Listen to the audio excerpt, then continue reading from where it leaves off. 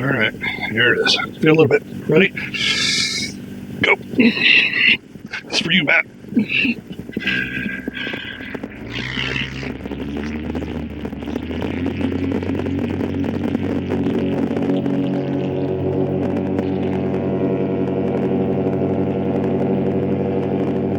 That's for you, Matt. Recording started. Enjoy your flight.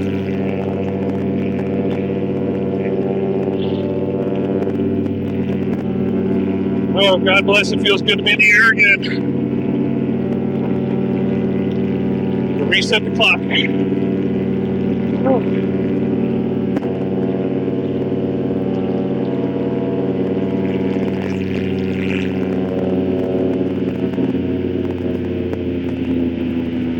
Might have to make an adjustment on this helmet because the right ear keeps popping off.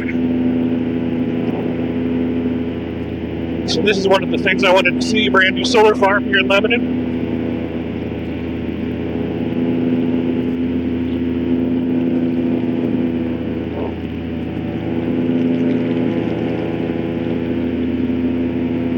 Looks like we got a hot air balloon out there to the east. Maybe I'll fly that way. It wasn't my original plan, but then again, I didn't really have a plan tonight. My plan was get in the air. Let the rest figure itself out. Alright, I'm not hearing Guy. Well, so I can do. I'm sure I get my volume up for her.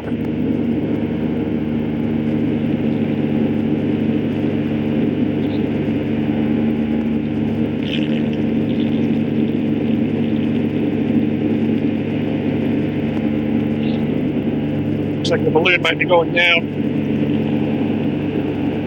Hard to tell.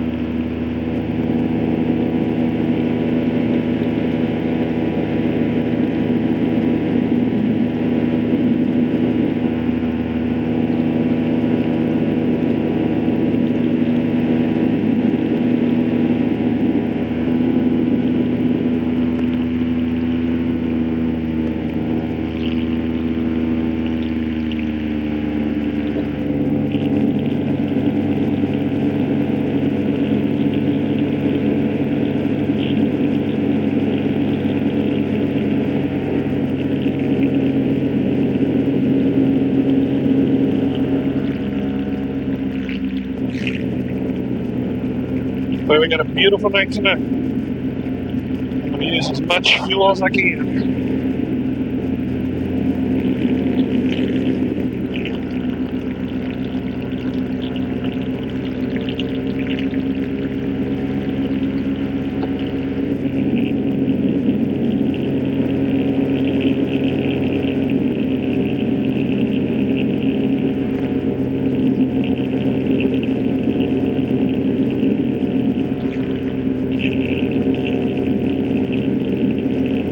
So Gaggle tells me the wind is 7 out of the southeast or southwest. That is what was predicted. So that's good.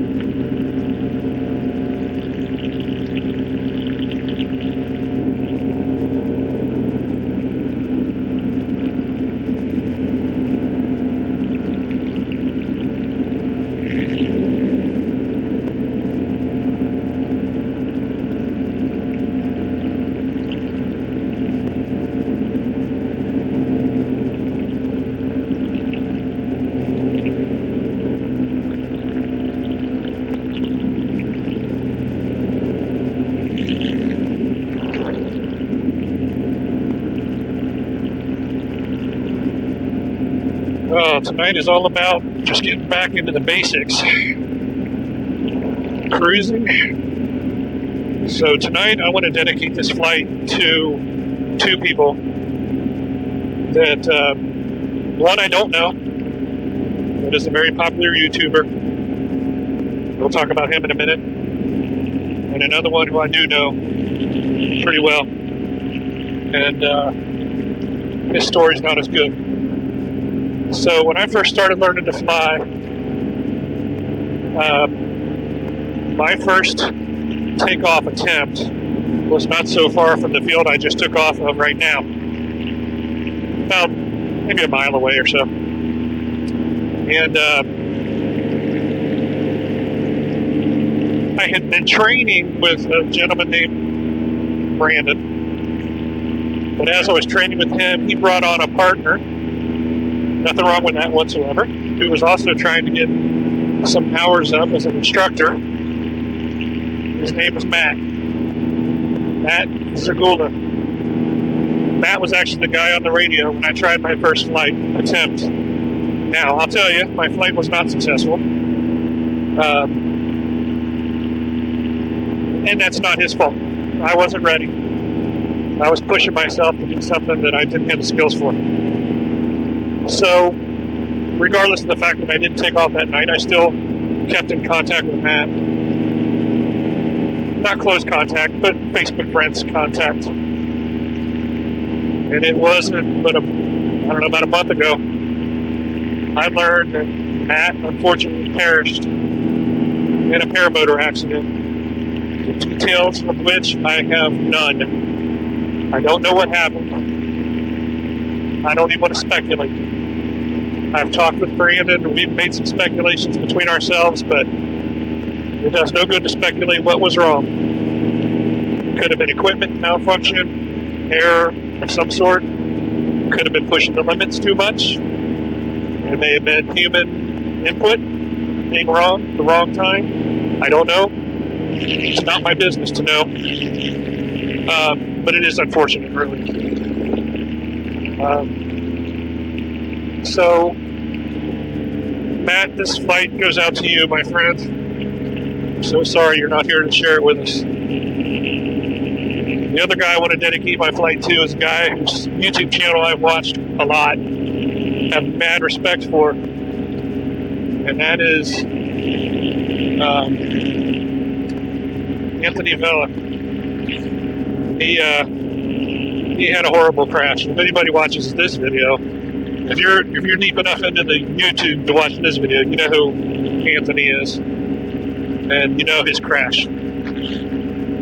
Suffice it to say, his was definitely pushing the limits of not only equipment but personal skill. Not that he wasn't a skilled pilot, but he was flying too fast, too low, pushing his equipment to the limit, and it unfortunately bit him because of something he could have never seen on his wing. He's busted up pretty bad and isn't flying anymore, and I understand why. I get it. Come out of a crash like he had, just to be alive is a miracle. If he hadn't held onto his phone all the way to the ground, I don't think he'd be alive. Maybe. But that's speculation. So anyway, Anthony, this goes out to you. You can hear it. And if anything it's done for me this year is galvanized my belief in safety first. Not pushing my limits, not flying faster than I can, stuntier or acrobatic or anything like that. Nothing wrong with acrobatics, aerobatics, whatever you want to call it. But you got to be trained on how to do that. You don't come out, somebody like me with just 70 flights in his hands, 18 hours in the seat, trying to do acrobatics. Maybe some baby wing overs, that's about it. I'm happy with just flying straight and level and sightseeing. That's what it's all about for me. You have been flying for 10 minutes. One of the other things that taught me to try to always keep in mind is where exactly the handle is on my reserve parachute, should I ever need it. I was reminded from these incidents I saw earlier this year, always check where that handle is multiple times a flight, so you can grab it without even blinking. You don't have to look for it. You don't never look for it. You just know where it is on your hand. You have about 1 hour and 13 minutes of fuel remaining.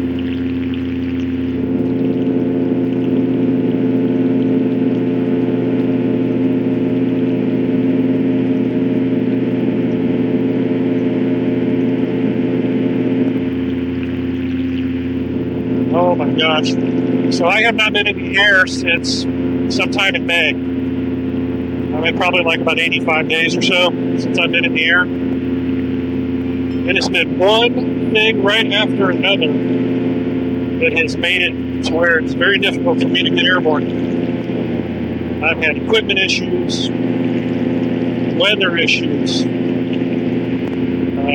equipment delivery time issues, motor stalling at the weirdest time.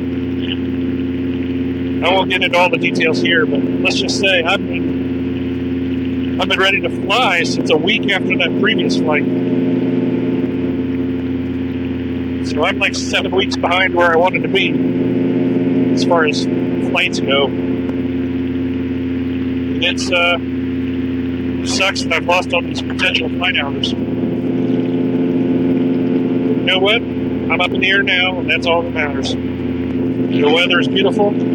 That's one thing, too. I've also made myself become extremely picky about the weather I fly. I had a chance to go up last Thursday. And oh my gosh, did I want to. Thought about it at work all day and said, I am going to go fly tonight no matter what. When I get to the field, the wind decided that was not going to be the case. It was shifting 90 degrees every few minutes. Gusting between, well, steady state wind was probably about 5 miles an hour, gusting up to 12 to 15. Trees were rolling. I waited and I waited and I waited. It was not to me. I didn't push a bad situation. I was like, you know what? Could I go up? Oh yeah, I can get up off the ground. But do I know how my landing's going to be? If the wind is going to shift on me 90 degrees? Nope. What if the wind shifts on me 90 degrees the minute I get the wing up and I'm just barely off the ground? Nope, no one deal with that. So, I thought the better of it. Decided to take it easy that night. Then, what was it, last night? Sunday night? Sunday night. Came back out to fly again. I think it was Sunday night. And the wind was absolutely dead. No wind whatsoever. And a nil wind launch when you haven't flown in almost 3 months, not something you want to take on. How's the audio tonight? Because I'm trying to talk much louder. I feel like when the engine's running very loud, nothing's getting picked up.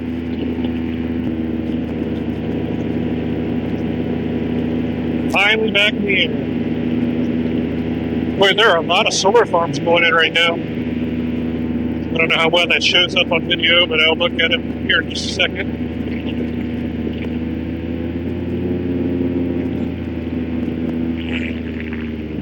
Alright, just do a little steer action. So I'm trying to turn the helmet down. And you can see all those solar farms.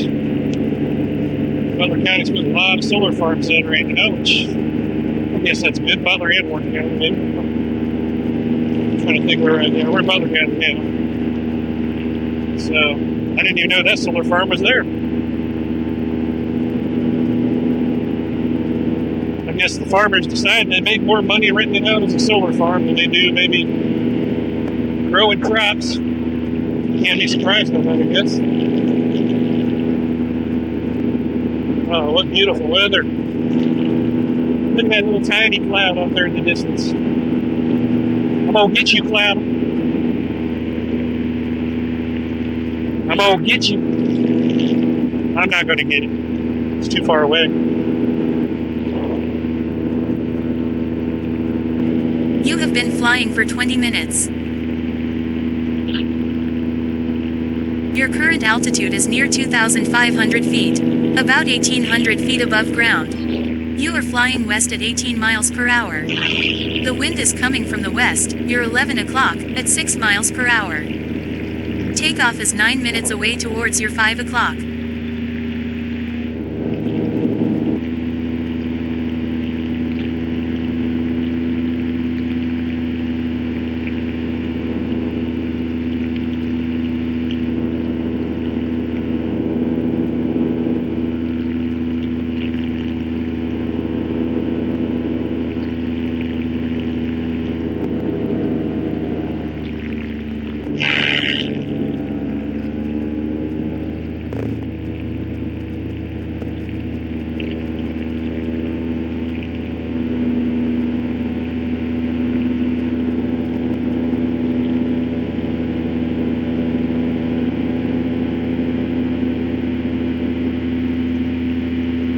You have about 1 hour and 3 minutes of fuel remaining.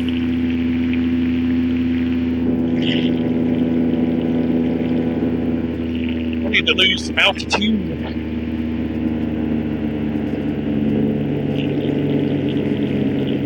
Up almost about 1,900 feet right now. It's higher than I wanted to be. Okay, we're dropping a little bit now.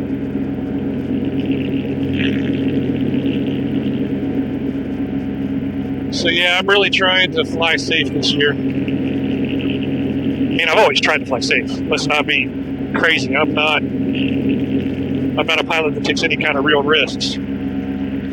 But I've just been so worried about anything going wrong. I cross every T and dot every I. I mean, before every flight. Hope I don't ever miss anything. I think as long as I choose good weather, good visibility, good flying days, reliable wind,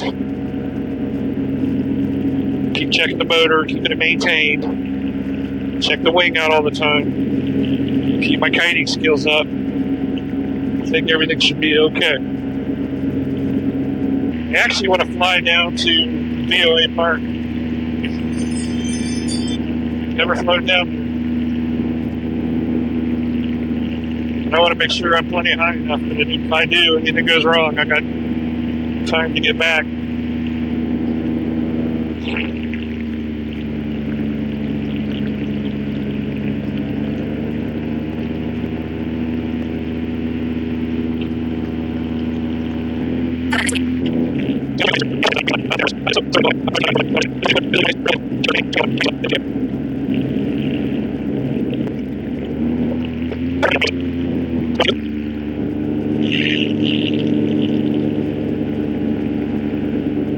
Getting some pretty decent vibration back there. I don't know why.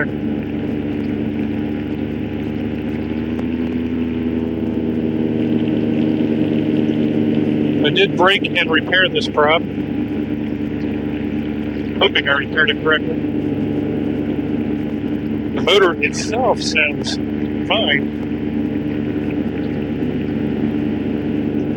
So if anything goes wrong right now, my outs are that school or the golf course, but preferably the school because there's a lot less trees. And there's Lakota's fields, plenty of room there.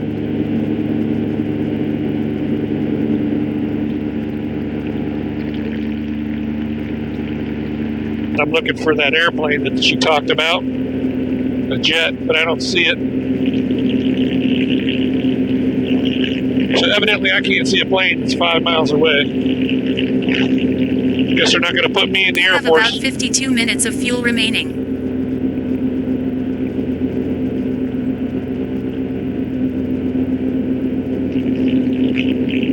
I've always wanted to come down here and fly around VOA Park. To be honest with you, I want to fly out of VOA Park, but I don't think we're allowed. So I'm going to kick off the cruise a little bit, do some dropping. Anyway, what I was saying is, when you damage equipment and repair something, you're always nervous of whether or not you've repaired it right. This prop is no exception. It's the first prop I've ever repaired. I feel like I did a pretty good job on it, and it was really well balanced on my balancer. But it does feel like there's more vibration in the whole drivetrain, and I don't know if that's just because of the prop, but it's really the only thing that's changed for the negative, I guess.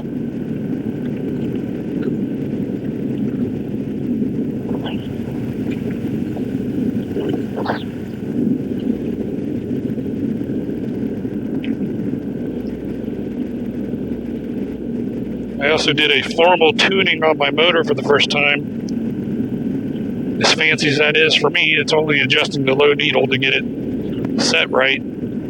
I had never had any issues with the motor running for me just fine, as long as I've owned it. And one of the last times I tried to fly, part of the reason it took me so long to get back in the air was that it kept stalling on the ground at idle. I was running at idle and it would just stop. Start it up, it would just stop. Never had that happen before. Well, I put the motor on a rack, locked it down with my clamps, but I did not put my tie-down strap on it because I thought to myself, well, I'm never going to idle this thing up. I'm not starting it, not running it faster than idle. Famous last words. I put that thing on, pulled that string. She came alive in a hurry, and the thrust of it coming alive pushed it right into my hand, and immediately she went to full throttle. Broke the motor right off the mount, right off the back of my truck. Came at me at full speed. Let me tell you, that scared the you-know-what out of me. So like I was saying, the motor came off at me, scared me to death, tried to kill me. And I learned from that point on, never, ever start it without putting it on and strapping it down. So it's a mistake will never be made again. So now I strap it and I strap the prop so it can't turn. So if I ever start the motor on the rack, theoretically, she can never go to RPM that could hurt me, because it should just stall out on the clutch. I mean, look at this field. Look at this location. What a place to take off. Be awesome to fly here. Nice big fields, awesome soccer fields. Alright. Do a couple circuits around here and then we'll go back to our home base. We're getting a little bounce here. Thermal's coming off of that concrete. Wow. Man. That was a nice bounce. That was impressive. It wasn't dangerous, but it was unexpected. It took me a second to figure out, why am I getting bounced? Oh yeah, that huge heat sink there on the ground. All right, let's head back. Gently back to our takeoff spot. Anyway, so long story short, we had to repair the prop, and it's the first time I've ever used the what's that stuff called? I just bought it, but my memory's terrible. It's the stuff that everybody uses online. It's a combination of graphite powder, baking powder, and super glue to build up material on the end of the tips of the wing, or the end of the tips of the blades. And once you have that built up, then you can file it down and sand it down and make it really smooth. Try to contour it to the best of your ability back to the shape of what the original blade tips. And you do some balancing, and in theory, you got a good blade. So far tonight, it's been good to me. But again, I feel some vibration. I don't know if it's my imagination. It might be. It may have always been here. It is a different prop. This is the first time I've ever flown with a Helix prop. And I feel like the Helix prop is a little bit more, a little heavier, I guess, than an E-prop. When I pick up my remnants of old E-props, they're like featherweights compared to this Helix prop. And I'm guessing maybe that has something to do with vibration. I don't know. It's only speculation. And I'm not going to hate on the Helix prop because, again, like I said, I broke the prop. And so that's my fault. Look at this, flying over the heat sink, feeling the lift. Wow. That's so cool. I love weather. I love thermodynamics.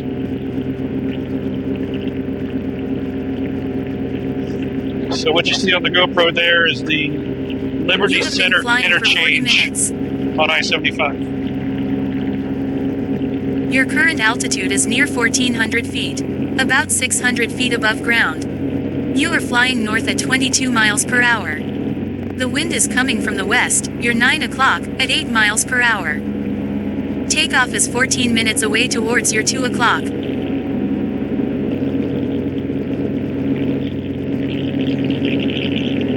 I will say this, it's much warmer down here than it was at my 2,000 foot altitude when I was at about 5 or 10 minutes ago. It was getting chilly up there.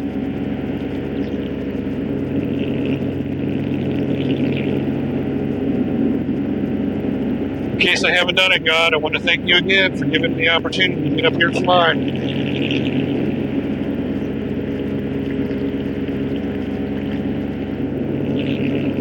It's a true blessing in every sense of the word.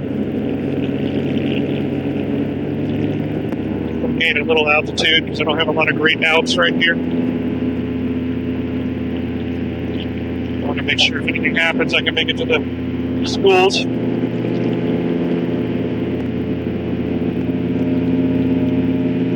Man, there are some big houses down there. Wow.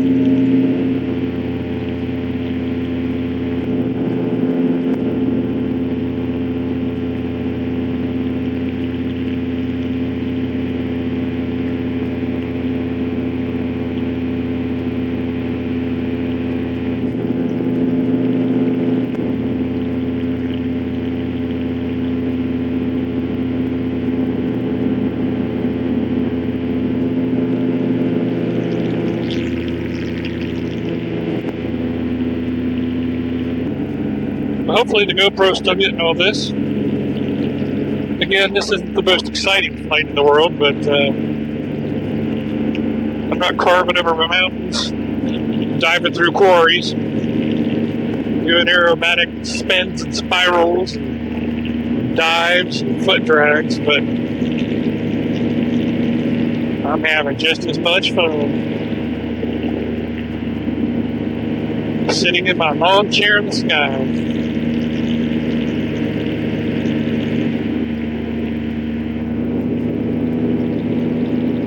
Really anxious to see how this audio turns out. The first time I used this headset for a flight, I had the microphone plugged into the wrong spot. And once I had the microphone plugged into the right spot, set up right with the GoPro, then I learned how to get side tones and everything on. I think everything is right now.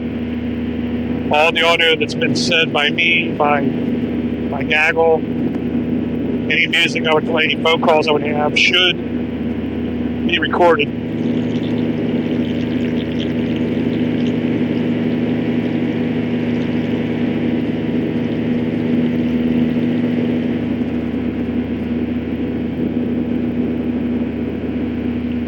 So there are a lot of airplanes practicing maneuvers over at John Lane Field. So I'm going to continue to be vigilant and watch them. I guess I'm far enough away that Gaggle doesn't feel the need to alert me to them. It's fair enough. I mean, we're a long way from the airport right now.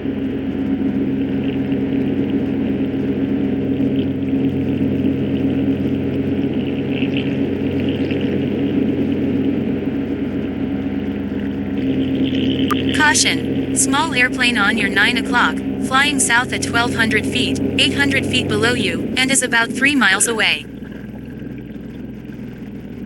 Below me?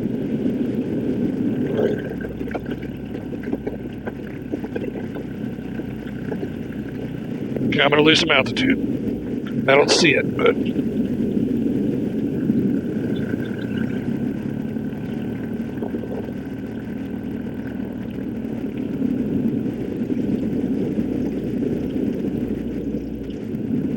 just a little bit of a spiral dive here.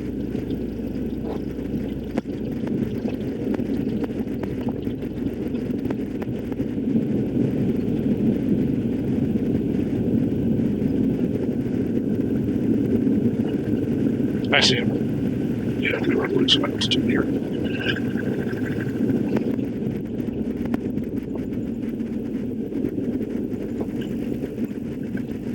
Okay, I see him.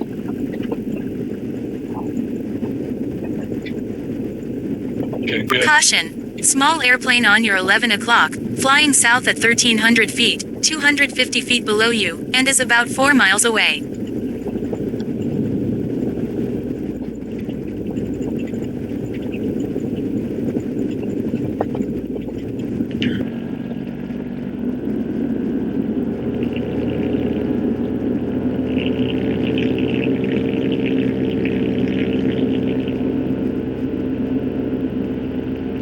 Your current altitude is near 1100 feet, about 400 feet above ground. You are flying south at 30 miles per hour. The wind is coming from the west, you're 4 o'clock, at 7 miles per hour. Takeoff is 2 minutes away towards your 9 o'clock. You have about 31 minutes of fuel remaining.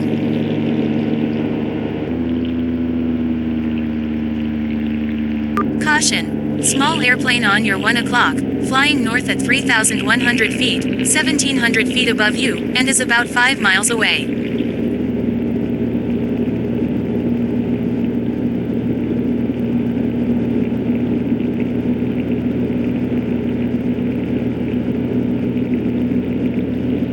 You have been flying for 1 hour and 0 minutes. That house over there is amazing. Look how big that is.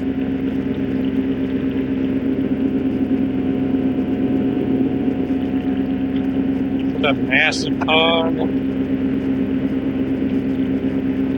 I'd fill that bad boy in. That'd be my takeoff spot. Ah. 3-car garage. Huge garden. He's got his own cherry picker. Wow. Nice.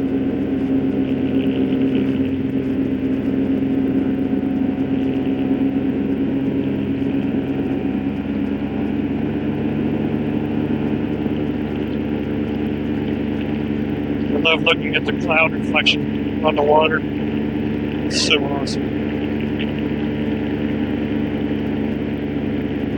That water is smooth as glass. That means there's no wind.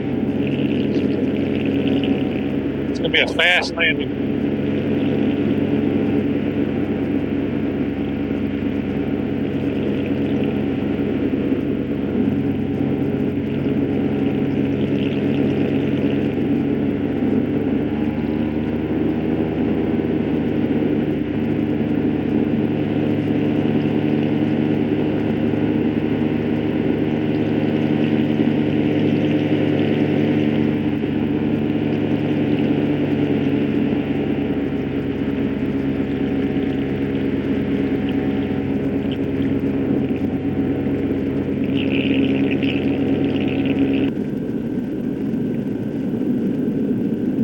Alright. You have about 20 minutes of fuel remaining. The flag's just pointing straight down, like I assume. Yeah.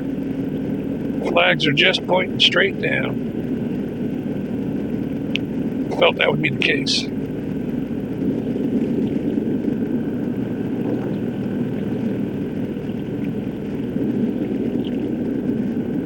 That actually means we can land in any direction tonight.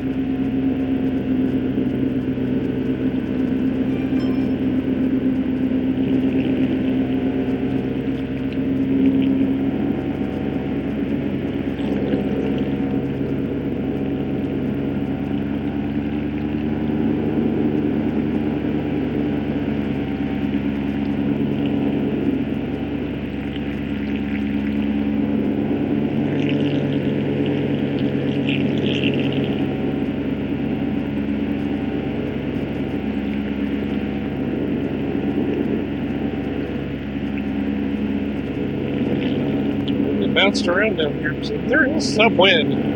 It's causing rotor over those trees.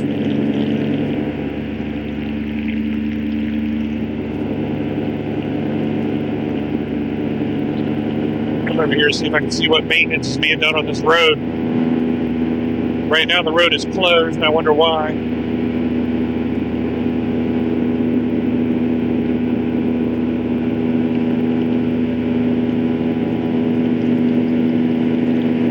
Yeah, but as I thought, it just looks like they're rebuilding the bridge.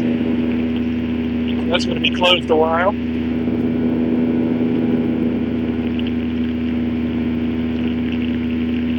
Last year this field was corn. Looks like this year it might be, I don't know, the soybean or something else. I'm not a farmer, I don't know.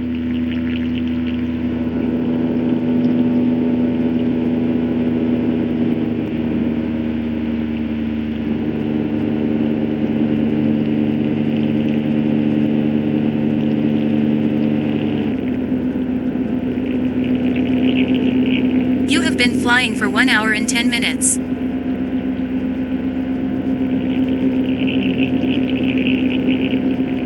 Your current altitude is near 800 feet, about 150 feet above ground. You are flying northeast at 25 miles per hour. The wind is coming from the west. You're 8 o'clock, at 4 miles per hour.